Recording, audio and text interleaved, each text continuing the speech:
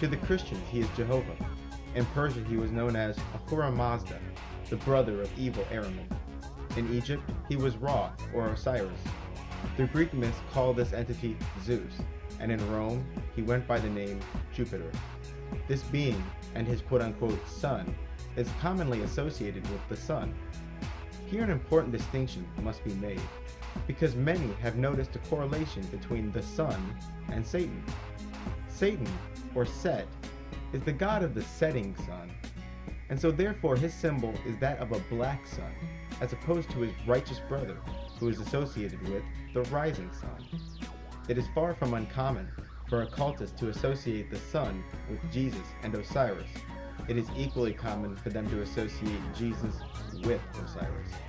In mythology, just look for the guy with the crazy brother, and you'll usually find Jehovah. Of course, most Christians would find it hard to believe that they are engaged in the worship of Zeus and Osiris, maybe even taking offense to such a statement. Their God, the God of Israel, could never be compared to the Greek god Zeus. We're talking about God here, not a promiscuous cartoon character who throws lightning bolts. But your own Bible does indeed spell out the truth of the matter. In the book of Revelation, chapter 9, verse 11, we read, "And they had a king over them, which is the angel of the bottomless pit, whose name in the Hebrew tongue is Abaddon, but in the Greek tongue hath his name Apollyon." In this verse we read that the locusts, which appears to be a reference to an army of demons, have a king over them, who is an angel. This angel, along with an army of locusts, arise from an extra-dimensional place called the bottomless pit. The verse also states that this angel has names in the mythologies of the neighboring peoples. The Jews call this angel Abaddon, and the Greeks call this angel Apollyon. But Apollyon is what the ancient Greeks called Apollo, a sun god of Greek mythology. What the Bible has done is verified, at least in the eyes of Christians and Muslims, the actual existence of a god from the Greek pantheon. Is it likely that Apollo is the only Greek god that actually exists? Probably not. What's more likely is that many, if not all, the characters from the Bible have corresponding names in Greek mythology. But even though the characters correspond, the perspective of villains and heroes appears to have been inverted, as though retold through the eyes of a modern-day Satanist. In Greek mythology, Zeus is the tyrant lord of Mount Olympus, who is promiscuous, jealous, and a rapist, whereas Prometheus, who is also Azazel and Lucifer, is the creator and champion of mankind, highly intelligent, and can easily deceive Zeus.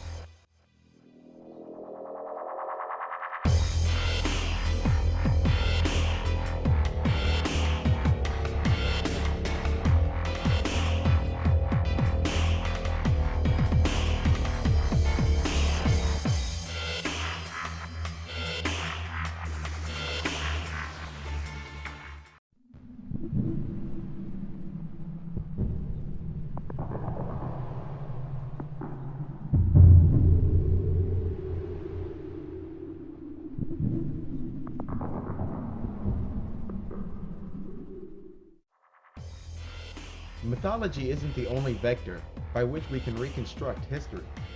Evidence of a more temporal form exists for those whose tastes are more technical. This evidence involves the manner in which ancient civilizations rose and fell.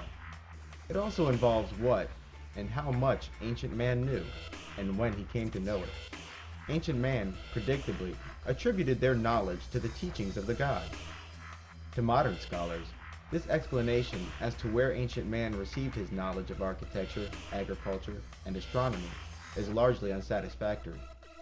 But it appears that the ancients' explanation was no more of a cop-out than the explanations of today's university scholars, who label everything that doesn't exist within their theory as a mystery. When it comes to the more tangible forms of evidence, Exhibit A would be the ultra-accurate map of antiquity. Map-making, or cartography, is far more difficult than intuition would suggest, and the days when maps were wildly inaccurate are all but forgotten.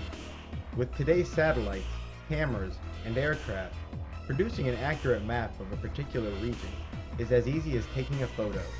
But in ancient times, Without the advantage of modern technology, drawing up an accurate map of a given region was nearly impossible.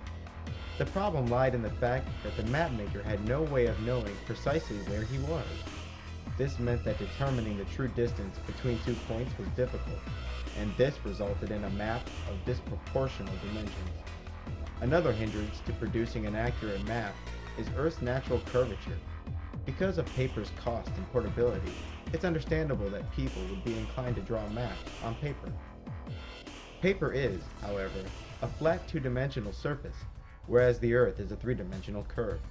This means that even with the best of equipment, a paper map could never properly represent the surface of the planet.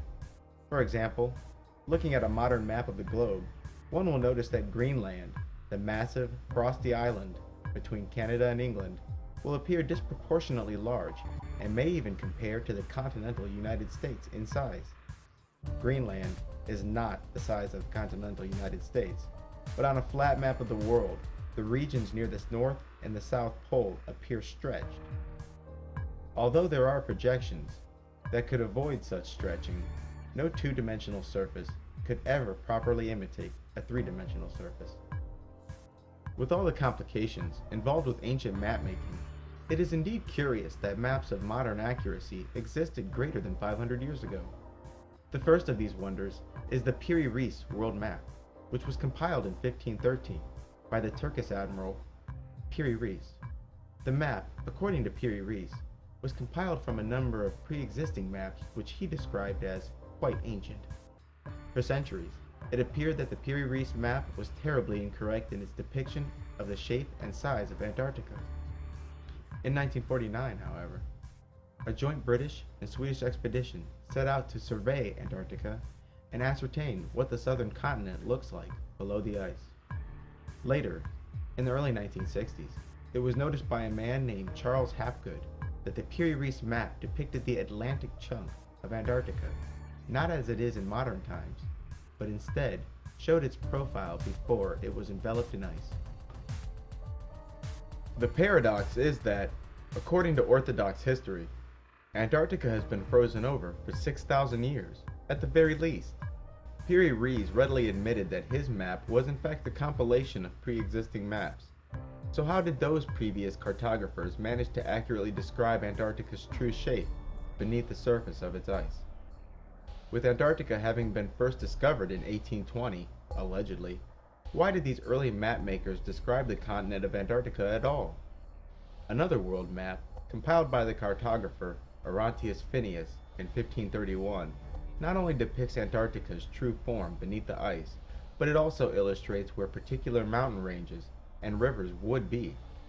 Stranger still is the map's incredible accuracy regarding Antarctica's location relative to the southern tips of Africa and South America. How was an accurate map of Antarctica, including her location, hinterlands, and true form beneath the surface of the ice, drawn up 300 years before Antarctica was supposed to have been discovered? There are other maps that include Antarctica, aside from the Reis and Phineas maps, before the continent was first spotted. These maps too are admittedly compilations of far older maps. As stated earlier, making maps is no easy task. It requires surveying equipment and advanced mathematics. The bottom line is that the necessary knowledge and equipment was simply unavailable to these early cartographers. So where did the inspiration for these maps originate?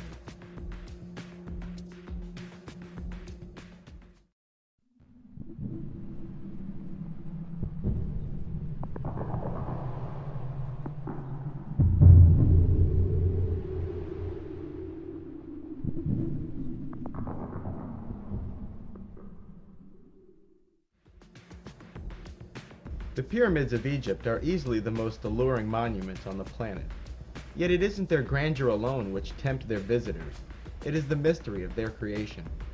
These massive structures surpass even the most grand architectural creations of our day, yet, according to Orthodox historians, the Giza pyramids are around 5,000 years old. Despite their grandeur, they are lacking something that the grand never lack: an elaborate and